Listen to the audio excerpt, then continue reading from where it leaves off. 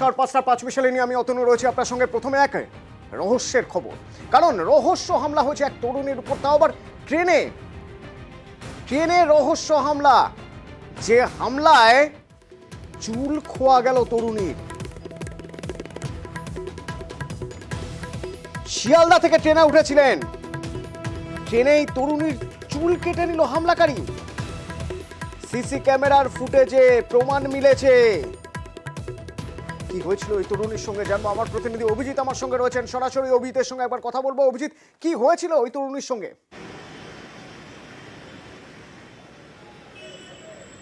অতনু, ওটা একটা হাড় হিম করা ঘটনা বলা যেতে পারে। ওয়েব সিরিজ বা ক্রাইম থ্রিলারে যেমন দেখা যায়, ঠিক সেই রকমই একটা ঘটনা। অনুপমা বিশ্বাস বাগুইহাটির বাসিন্দা। প্রতিদিনের মতন বারুইপুরের একটি বেসরকারি কলেজে তিনি পড়াশুনো করেন এবং গতকাল সন্ধ্যা 6:05 শিয়ালদাহ স্টেশন থেকে নৈহাটি লোকাল ধরেন। নৈহাটি লোকালের লেডিস কম্পার্টমেন্টে ওঠেন এবং কম্পার্টমেন্টে ওঠার পর থেকেই তার চুলে টান লাগছিল। অনুপমা ভেবেছিলেন যে ভিড়ের জন্য হয়তো চুলে হাত লেগেছে। এরপরে বিধাননগর স্টেশনের 1 নম্বর প্ল্যাটফর্মে নামার পর সেখান থেকে যখন তিনি সাবওয়ে দিয়ে যাচ্ছিলেন, সেই সময় চুলে আবারও টান পড়ে এবং সেই সময় তিনি যখন চুলে হাত দেন, দেখেন যে তার চুলের গোছা হাতের মধ্যে, অর্থাৎ চুল কেটে নেওয়া হয়েছে। এবং সঙ্গে সঙ্গে সে পেছনে ঘুরে তার পেছনে যে ব্যক্তি ছিলেন তাকে তিনি জিজ্ঞেস করেন যে আপনি কি চুল কেটেছেন? তিনি বলেন না, আমার তো হাতে দেখতে পাচ্ছেন কিছু নেই। এবং তারপরে আতঙ্কিত হয়ে অনুপমা বিশ্বাস, কলেজ ছাত্রী, সে বাগুইহাটির বাড়ি ফেরে এবং তারপরে তার জামাইবাবু, যিনি কলকাতা হাইকোর্টের অ্যাডভোকেট সুব্রত হালদার, তিনি আজকে সকালবেলা রেল মন্ত্রকে টুইট করে অভিযোগ করেন এবং তারপরেই দুপুরে তাদের ডেকে পাঠানো হয় বিধাননগরের আরপিএফ এর কাছে এবং রেলওয়ে প্রোটেকশন ফোর্স তাদেরকে দেখান যে সিসিটিভিগুলো তারা খতিয়ে দেখেন এবং সেখান থেকে শিয়ালদহ জিআরপিতে পাঠানো হয়। সেখানেও সিসিটিভি খতিয়ে এই ঘটনার প্রমাণ পাওয়া যায়। তবে কোথাকার সিসি ক্যামেরার ফুটেজ থেকে ঘটনার প্রমাণ পাওয়া গেল? অর্থাৎ চুল খোয়া গেল কোথায়? বিধাননগরে। অতনু, বিধাননগর একদিকে যে ব্যক্তি এই ঘটনা ঘটিয়েছে সে লেডিস কম্পার্টমেন্টে, সেখানে প্রথমে চুল কাটার চেষ্টা করে, সেখানে অসফল হওয়ায় বা ব্যর্থ হওয়ায় তারপরে প্ল্যাটফর্ম থেকে নেমে যখন এই তরুণী যখন যাচ্ছিলেন সাবওয়ে দিয়ে, সেই সময় চুলটা কাটেন এবং সেই সময়টাই দেখা গেছে সিসিটিভিতে এটাই এসেছে এবং ক্যামেরায় এটাই দেখা গেছে। অভিজিৎ, আমার তোমার কাছে আরো একটা প্রশ্ন থাকবে। লেডিস কম্পার্টমেন্টে চেষ্টা করলেন ওই ব্যক্তি কিভাবে? লেডিস কম্পার্টমেন্টে একজন ব্যক্তি কি করে ওঠেন? একজন পুরুষ কিভাবে মহিলা কামরায় ওঠেন?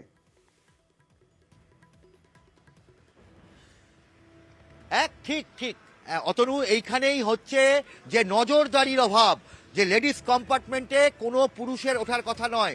তবে শিয়ালদাহ ডিভিশনে যখন অফিস টাইম থাকে সেই সময় যেটা দেখা যায় যে বেশিরভাগ ক্ষেত্রেই কোনো লেডিস কম্পার্টমেন্টে কোনো রেল পুলিশ থাকে না। সেই সুযোগ নিয়ে এই ধরনের দুষ্কৃতীরা কিন্তু সেখানে রাত চালাচ্ছে এবং দেখা যাচ্ছে যে শিয়ালদাহে যে বিভিন্ন মেন লাইন, বনগা লাইন, এমনকি নিঃসন্দেহে ব্যর্থতা, নিঃসন্দেহে নজরদারির ব্যর্থতা। অভিজিৎ, সঙ্গে থাকো। যার সঙ্গে এই ঘটনা ঘটেছে, যার সঙ্গে এখনো সেই ঘটনা ট্রমা কাটিয়ে উঠতে পারেননি তিনি এই ঘটনার কথা বলছিলেন আমাদের, শুনুন।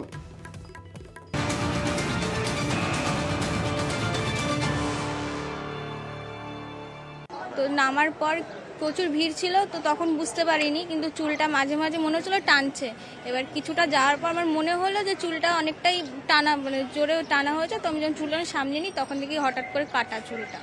তো আমি একজনকে জিজ্ঞাসা করেছিলাম, আমার পেছনে যে ছিল তাকেই জিজ্ঞাসা করলাম যে আপনার হাতটা দেখি তো আমার চুলটা কাটা। তো উনি হাত দেখালো, নেই। তো তাও আমার ডাউট হচ্ছিল, আমি আবার ওনাকে জিজ্ঞাসা করলাম, তো তখনও দেখলাম যে নেই ওনার হাতে। ভয় হচ্ছিল যে হঠাৎ করে কি করে চুলটা কেটে গেল বা কিছু কি হলো। অভিজিৎ, তোমার সঙ্গে ওই তরুণীর কথা হয়েছে। ওই তরুণী সন্দেহ করেছিলেন একজনকে, পিছনে থাকা একজনকে সন্দেহ করেছিলেন, যার জন্য দুবার জিজ্ঞেস করেছিলেন। ওই যে ক্লোজ সার্কিট ক্যামেরার ফুটেজ, ওই ফুটেজ দেখে কাউকে কি চিহ্নিত করতে পেরেছেন ওই তরুণী? তিনি কি ওই ভদ্রলোকই যাকে জিজ্ঞাসা করেছিলেন?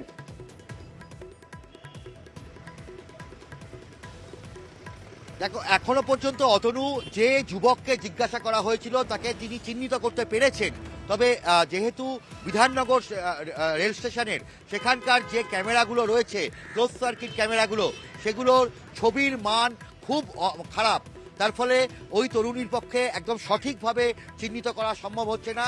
তবে রেল পুলিশ তাকে আশ্বাস দিয়েছে যে গোটা ঘটনার দ্রুত তদন্ত করা হবে এবং অপরাধীদেরকে সে তো ঘটনা ঘটে যাওয়ার পর, ধন্যবাদ অভিজিৎ, সে তো ঘটনা ঘটে যাওয়ার পর নিরাপত্তার কথা বলা হয়, সুরক্ষার কথা বলা হয়, অথচ মহিলা কম্পার্টমেন্ট, লেডিস কম্পার্টমেন্টে একজন পুরুষ ঢুকে যাচ্ছেন এবং এটা নাকি নিয়মিতভাবে নজরদারির অভাবে মাঝে মধ্যেই পুরুষরা লেডিস কম্পার্টমেন্টে সওয়ারি হন। মহিলা নিরাপত্তার কথা বলা হয়, অথচ যে ক্লোজ সার্কিট ক্যামেরা লাগানো রয়েছে স্টেশনে, সেই স্টেশনে ক্লোজ সার্কিট ক্যামেরা এতটাই অস্পষ্ট যে চিহ্নিতই করা যাচ্ছে না, মুখই বোঝা যাচ্ছে না এই ঘটনা কে ঘটালো, অথচ ঘটনা ঘটেছে তার প্রমাণ মিলছে, কিন্তু কে ঘটালো তার মুখই বোঝা যাচ্ছে না ভালো করে। এমনই সেই ক্লোজ সার্কিট ক্যামেরা। দেখা যাক তদন্তে কি বেরোয়, অপরাধী ধরা পড়ে কিভাবে।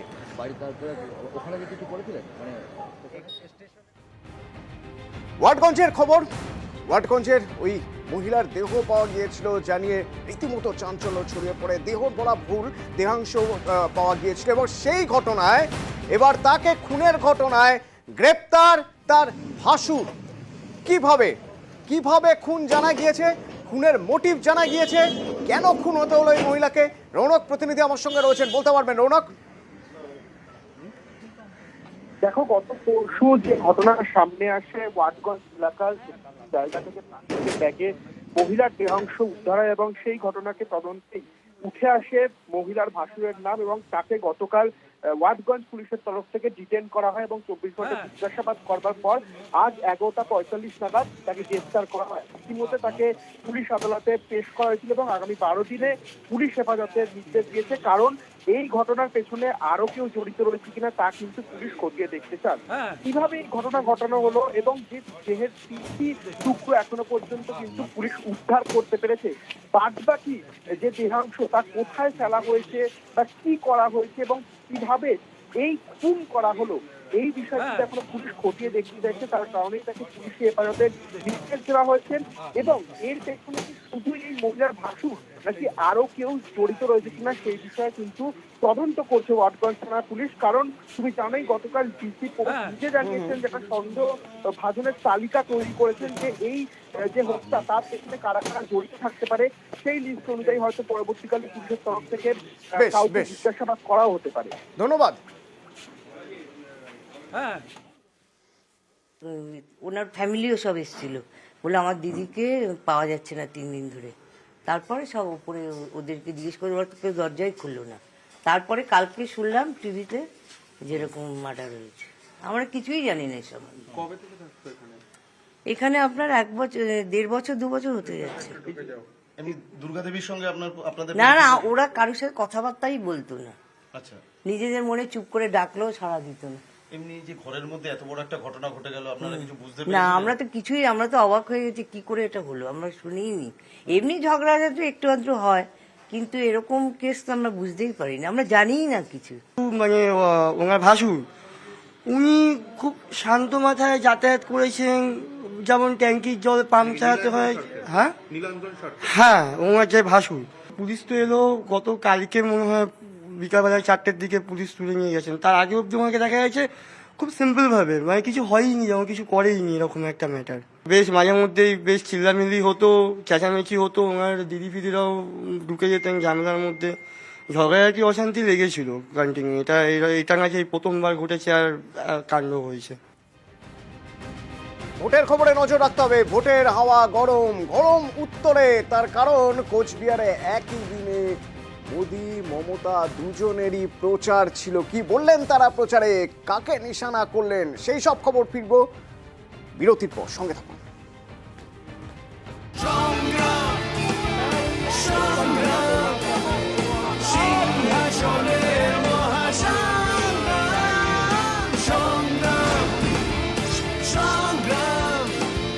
সিংহাসনের মহাসংগ্রাম।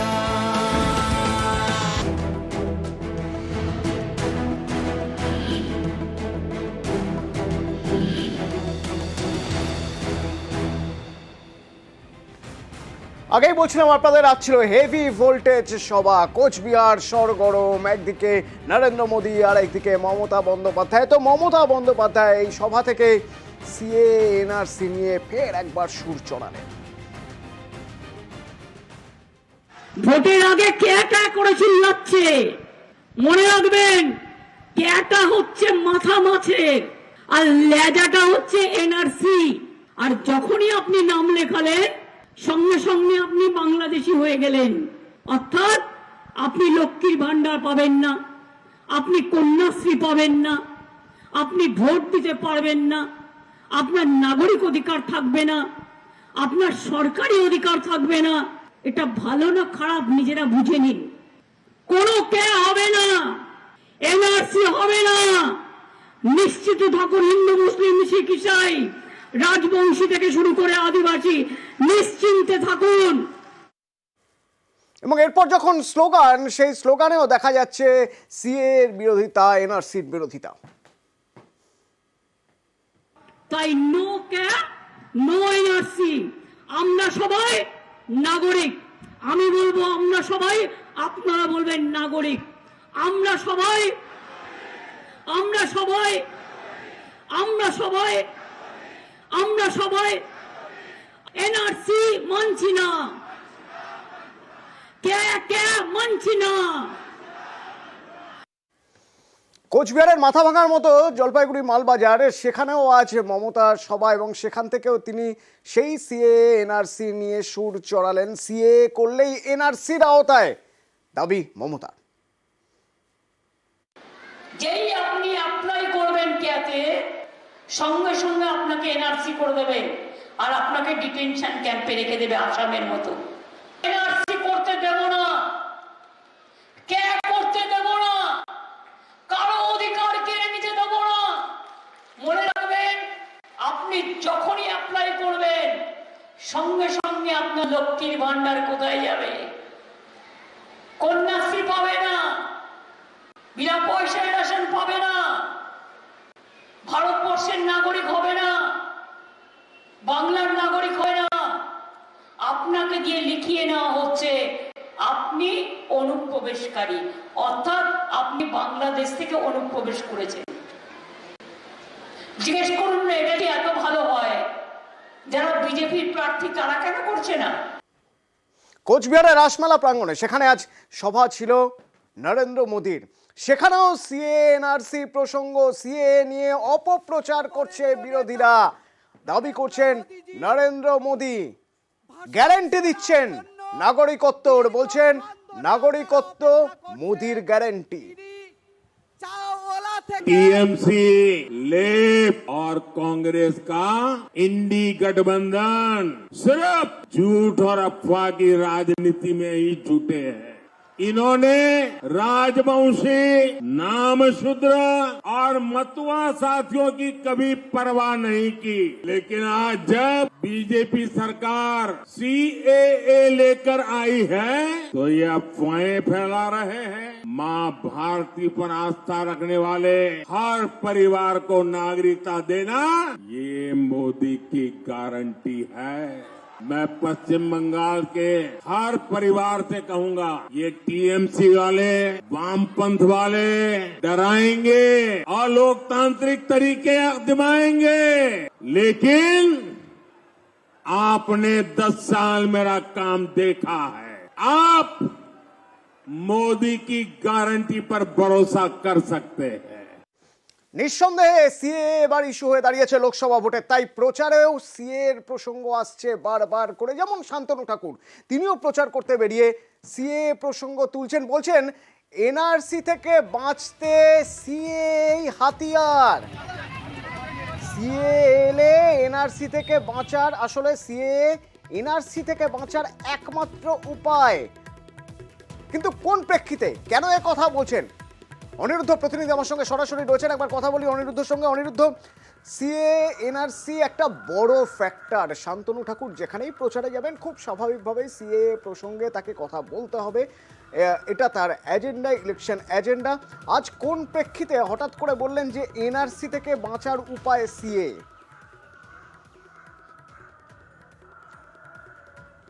দেখো তুমি, তোমাকে জানিয়ে রাখি যে গত দুদিন আগে পাঁচপোতাতে একটি নির্বাচনী জনসভায় দাঁড়িয়ে শান্তনু ঠাকুর দাবি করেছেন যে সিএ এনআরসি থেকে মুক্তি পাওয়ার জন্য, অর্থাৎ এখন বিজেপি সরকার হয়তোবা উদ্বাস্তুদের তাড়াচ্ছে না, কিন্তু 1971 সালের পরে যারা এসছেন তারা যদি আবেদন না করেন পরবর্তীতে হয়তোবা আমাদের নেক্সট জেনারেশন, উনি বলতে চাইছেন আগামী প্রজন্ম বিপদে পড়তে পারে। অর্থাৎ সিএ এর জন্য আবেদন করলে যে বেনাগরিক হয়ে যাবেন, এই প্রচারকে খণ্ডানোর জন্যই শান্তনু ঠাকুর বারবার করে বিভিন্ন পথসভাতে, তার নির্বাচনী সভাতে দাবি করছেন যে আপনারা যারা 1971 সালের পরে ওই দেশ থেকে অর্থাৎ বাংলাদেশ থেকে ভারতে এসেছেন তারা আবেদন করুন, আবেদন করলে কারো নাগরিকত্ব চলে যাবে না।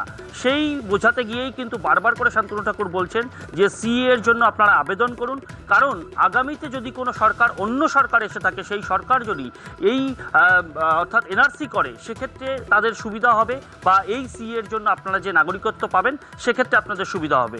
যদিও অন্যদিকে কিন্তু দেখা গেছে যে এই পাঁচপোতাতে একটি সভাতে শান্তনু ঠাকুর সেই সভায় দাঁড়িয়ে রীতিমতন দাবি করেছেন যে 1971 সালের পরে যারা এসছেন শুধুমাত্র তাদের জন্যই এই আবেদন করা, অর্থাৎ যারা সিএ এর জন্য আবেদন করবেন 1971 সালের পরে যারা এসছেন তাদেরই প্রয়োজনীয়তা আছে এবং আপনারা আবেদন করুন। এই সাধারণ মানুষকে অভয় দেওয়ার জন্য নিজে দাবি যে সিএ আসলে এনআরসি থেকে বাঁচার উপায় শুনুন। কিচ্ছু হবে না, যে কেউ আবেদন করতে পারে, কিন্তু মেইন দরকার হচ্ছে 71-এর পরে যারা এসেছে তাদের, তাতেও কিছু হবে না। কিন্তু কোনদিন যদি এনআরসি হয়, ধরুন বিজেপি সরকার আমাদের লোকদের কাউকে পাঠাবে না, যার জন্য সিএ করা, বিজেপি সরকার কিছু করলো না, এনআরসি 200 বছর পরে যদি এনআরসি করে এই সংবিধান অনুসারে রাষ্ট্রপতি শাসন দিয়ে গাড় ধাক্কা দিয়ে দেশ দিয়ে বার করে দেয় রোহিঙ্গার মতো, মমতা বন্দ্যোপাধ্যায়ের দল বাঁচাবে?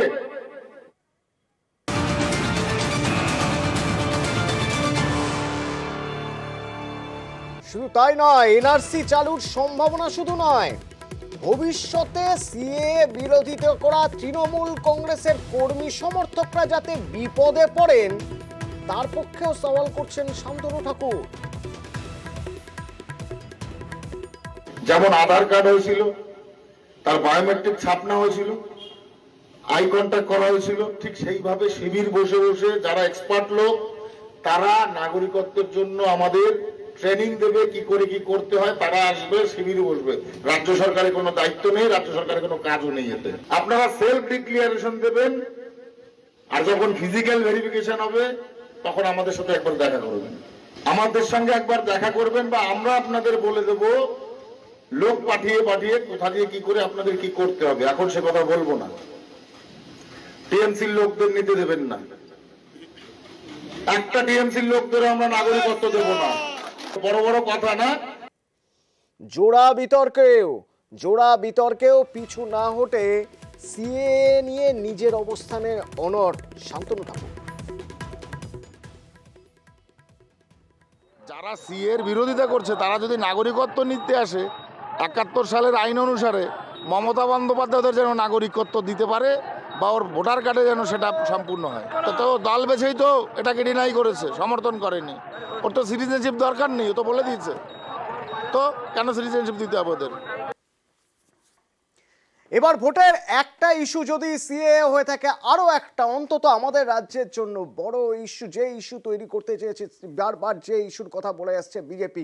নরেন্দ্র মোদী যতবার এসেছেন এখনো পর্যন্ত সভা করতে, লোকসভা ভোটের প্রচারে বারবার, সে কৃষ্ণনগর হতে পারে, সে বারাসাত হতে পারে, সেখান থেকে সন্দেশখালী ইস্যু এসেছে তার বক্তব্যে। আজ কোচবিহার থেকেও সেই সন্দেশখালী ইস্যু। पूरे देश ने देखा है कि कैसे टीएमसी सरकार ने संदेश खाली के गुनहगारों को बचाने के लिए पूरी ताकत लगा दी। संदेश खाली की महिलाओं के साथ जो हुआ वो टीएमसी के अत्याचार की पराकाष्ठा थी। अब बीजेपी ने संकल्प लिया है कि वो संदेश खाली के दोषियों को सजा दिलवा कर ही रहेगा। उन्हें जिंदगी जेल में ही काटनी पड़ेगी। इसलिए यहां हर बूथ पर कमल छाप पर वोट पड़ना जरूरी है। কোচবিহারের এই সভাস্থল থেকেই নরেন্দ্র মোদী শুরু করলেন তার আজকের বক্তব্য, শুরু করলেন তৃণমূল সরকারকে বিধে। যে সভাস্থল তিনি এর আগে 2019-এ এসে যেখানে সভা করে গিয়েছেন, সেখানেই এবার এসে তিনি দেখছেন সভার জায়গা দেওয়া হয়েছে কমিয়ে। অভিযোগ নরেন্দ্র মোদী। आज मैं सबसे पहले बंगाल की मुख्यमंत्री ममता दीदी का आभार व्यक्त करना चाहता हूं, क्योंकि 2019 में मैं इसी मैदान में सभा करने आया था, तो उन्होंने एक बड़ा मंच बीच में बना करके मैदान को बहुत छोटा कर दिया था, ताकि लोग मोदी को सुन न सके। और मैंने उस दिन कहा था कि दीदी आपने अच्छा नहीं किया, अब जनता आपको जवाब देगी, और आपने जवाब दे दिया। लेकिन आज उन्होंने ऐसा कुछ भी नहीं किया, मैदान खुला रखा। तो मुझे आप सबके दर्शन करने का सौभाग्य मिला। आपका दर्शन करके आज मेरा जीवन धन्य हो गया, और इसलिए मैं बंगाल सरकार को कोई रुकावट न करने देने के लिए जरूर आभार व्यक्त करता हूं। কোচবিহার হাই ভোল্টেজ লড়াই হবে, তার কারণ কেন্দ্রীয় প্রতিমন্ত্রী নিশীথ প্রামাণিক বিজেপির প্রার্থী, এবারও তিনি বিজেপির প্রার্থী। তো মমতা বন্দ্যোপাধ্যায় সেই কোচবিহারে মাথা ভাঙায় দাঁড়িয়ে নিশানা করলেন বিজেপি প্রার্থী নিশীথ প্রামাণিককে। আপনাদের একজন বাবু যার বিরুদ্ধে হাজার হাজার কেস, আমরা দল থেকে তাড়িয়ে দিয়েছি। আমাদের দলেও ছিল আপদ, আর বিজেপির আজ হয়েছে সম্পদ। শুধু গুন্ডামি করে দাঁড়ায়। আমি শুনেছি সেন্ট্রাল গভর্নমেন্টের পুলিশের টুপিও নাকি পরে। আমি ভিডিওটা চেয়ে পাঠিয়েছি। 4-5 গাড়ি পুলিশ নিয়ে ঘুরে বেড়ায়। কদিন আগে উদয়ন গুহকেও অ্যাটাক করেছিল। আসামের সাথেও কানেকশন। কিন্তু বাবু, আমি একটু বলবো তোমার বিরুদ্ধে কি কি কেস আছে? আমার কাছে সব নথিবদ্ধ করা আছে। তুমি আজকে নাকি স্বরাষ্ট্র হোম মিনিস্টার। লজ্জা লজ্জা লজ্জা। গণতন্ত্র কলঙ্কিত হয়েছে। কেন আপনাদের এখানে আর রাজবংশী লোক ছিল না? কোচবিহার, এই কোচবিহারের শীতলকুচিতে গত বিধানসভা নির্বাচনে রক্ত ঝরেছিল, 4 জনের মৃত্যু হয়েছিল। তো সেই ঘটনার প্রসঙ্গ তুলে আনলেন মমতা বন্দ্যোপাধ্যায়, এবারও নিশানা করলেন বিজেপিকে। শীতলকুচিতে ইলেকশনের সময় লাইনে দাঁড়ানো 5 জনকে গুলি করে মেরেছিল। আমি ইলেকশন চলাকালীন এসেছিলাম ছুটে। আর যে লোকটির ইনস্ট্রাকশনে হয়েছিল তাকে আমরা, তার বিরুদ্ধে সরকারের 2টো ডিপি চলছে, ভিজিলেন্স ক্লিয়ার হয়নি, কিন্তু ভারতবর্ষের সরকার তাকে ক্লিয়ারেন্স দিয়ে দিয়েছে। কোনো আইন কানুন কিচ্ছু মানে না। তিনি আবার বীরভূমে গিয়ে দাঁড়িয়েছেন। শীতলকুচিতে গুলি চালিয়ে এত মানুষ মেরেও হাতের রক্ত মোছেনি, এখন গিয়ে দাঁড়িয়েছে বীরভূমে। তার কারণ বলছে আমি ওখানে এসডিপিও ছিলাম। So what? আমি জানি না কেন্দ্রের যে সরকার আছে কোন সংবিধান মানে কি না। তৎকালীন এসপি দেবাশিস ধর এখন বিজেপির টিকিটে লড়ছেন, বীরভূম থেকে বিজেপির প্রার্থী হয়ে লড়ছেন। তো সেই দেবাশিস ধর শীতলকুচির ঘটনা প্রসঙ্গে বলতে গিয়ে বলছেন, দাবি করছেন তিনি দোষী ছিলেন না। শীতলকুচিতে দেখুন এখনো অনেক কিছু উন্মোচিত হয়নি। আমার হাতে রক্ত লাগার ব্যাপারটা আরো ভালো করে দেখুন, সিআইডি তো তদন্ত করেছে। আমার হাতে যদি রক্ত লেগে থাকতো, না আমি ওখানে ছিলাম, না আমি গুলি চালাবার অর্ডার দিয়েছিলাম, না আমি, এবং রাজ্য পুলিশ ওর সাথে জড়িত ছিলেন। যারা রাজ্য পুলিশের কি ভূমিকা সেটা জানেন না। আমি এটা নিয়ে তর্ক বা বিতর্ক বাড়াতে চাই না। আর 2 নম্বর কথা, সিআইডি তদন্ত করেছিল। আমি যদি কোনোভাবে আমার 0.001%ও ইনভলভমেন্ট পেত, আজকে আমি অ্যাটলিস্ট এখানে বসে থাকতাম। আর এই ঘটনার অনেক কিছু রয়েছে। এই অলরেডি হাইকোর্টে এখন হিয়ারিং চলছে। যেদিন সিবিআই ইনকোয়ারি হবে, যার প্ররোচনায় হয়েছিল, কি এফআইআর আছে আমাদের রাজ্যের সর্বোচ্চ মাথার এগেনস্ট এই কেসে, কিন্তু সেই জায়গায় সেই রহস্য সেদিন উন্মোচিত হবে কার প্ররোচনায় এই ঘটনাটি ঘটেছে।